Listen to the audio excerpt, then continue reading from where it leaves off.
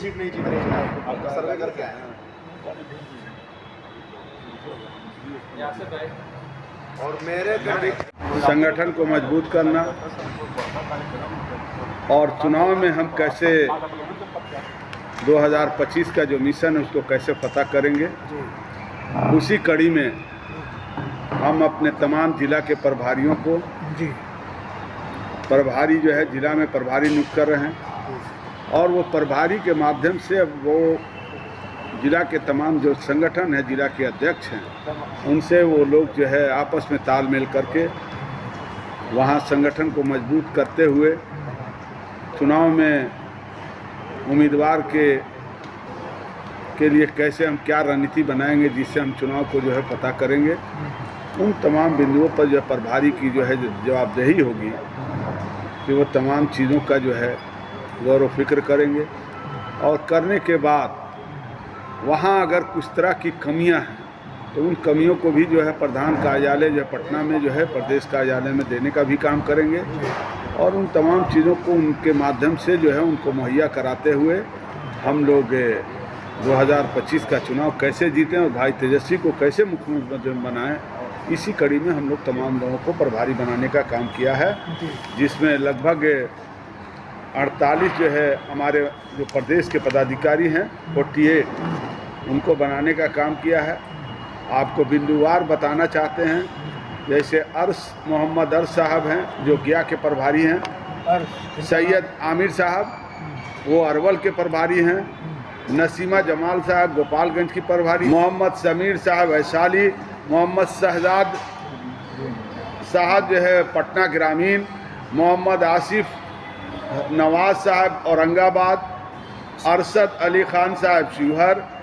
असद रजा साहब जो है बेतिया सारण, तमाम लोग हर जिला के प्रभारी बनाए गए हैं और इनकी जवाबदेही दी गई है कि उन तमाम जिले में जाकर अपने जिला अध्यक्ष से संपर्क करेंगे और उसके बाद उन तमाम चीज़ों को कहीं ना कहीं संगठन को के साथ साथ वहाँ चुनाव के तमाम प्रभारी से जो प्रत्याशी हैं उनसे मिलकर कैसे हम जीत सुनिश्चित करेंगे, उन दिशा में तमाम लोगों पर काम करना है। ये कि भाई तेजस्वी जी के बारे में कहा कि मुख्यमंत्री के जो है लिए उनके नामों की घोषणा की गई और डिप्टी सीएम के लिए मुकेश सहनी का भी नाम आया, लेकिन उसमें एक बात और भी जोड़े थे कि इसके अलावा कुछ और जो समीकरण के लोग हैं या किसी और जो है मैंने पार्टी के तरफ से जो राय आएगी कहीं छूट गया है, उनके बारे में भी जो गौर फिक्र करके उसके बाद घोषणा की जाएगी। 143 का आंकड़ा दिया है, उसमें 18 आदमी को जो है माइनॉरिटीज को दिया है और पूरे गठबंधन का जो रेशियो उठाइएगा तो लगभग 30 है। तो मेरा कहना है कि हम लोगों ने तो दिया, आज जो लोग जो है उठा रहे हैं इन सवालों को, एनडीए के लोग, भाजपा क्यों नहीं एक भी सीट देती है? AIM जो है कि जो ओवैसी साहब जो उठा रहे हैं, तो आपने यहाँ बताया ना कि क्या करने वाले हैं, उनका भी जो है डाटा हमारे पास है। पूरा सीमांचल का जितना भी सीट है सब यानी हम तमाम मुसलमान हमको वोट देंगे, वैसे क्या करना। इसी के लिए तो ये सब गुमराह कर रहे हैं, इसीलिए ना गुमराह कर रहे हैं, इसलिए कि उनके तमाम विधायक अगली बार चुनाव लड़े और जो जीते भी थे तो क्यों पार्टी छोड़ के चले गए और क्यों उन पर जो है बहुत सारा जो है नोट ऑफ इंट्रोगेशन लगा रहे हैं जो हम मीडिया के सामने नहीं बोल सकते हैं। ठीक है, आप AIM से जीते और आपके पास आया जी, और उसके बावजूद भी आपने 3 आदमी को टिकट नहीं दिया। वो तो हालात बनती है, सर्वे रिपोर्ट आता है,